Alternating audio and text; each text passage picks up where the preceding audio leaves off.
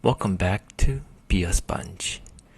In this final activity of Gobopop, we're gonna show you how to modify the image or sprint Gobo into different little colors. So let's get started. So we go back to my stuff and go inside the code. And this time, while it's loading, we could go to costumes. And you can click this part, this little tail here, all the different pieces. So I'm going to click on the little fin and change the fin to this color. And change this fin and change it to green.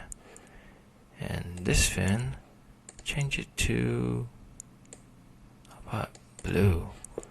And this fin, change it to that color.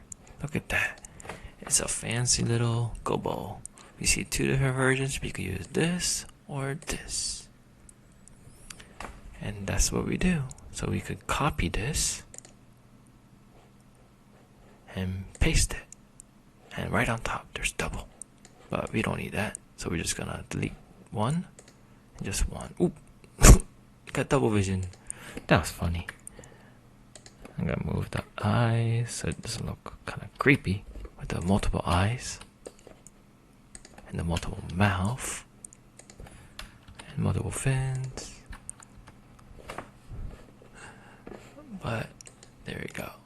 I'm gonna duplicate this, and for this one I'm gonna change the body into which one looks good? How about this one? Wow, that's very pinkish. With that, we could pick the different costumes. But for now, we'll just stick with this. And see what happens. So let's go live. And press start. Oh, look at that fancy color. And his body switches too. And look at our background, it's changing again. Let's stop this. Go exit out full screen and change it to this one and see what happens.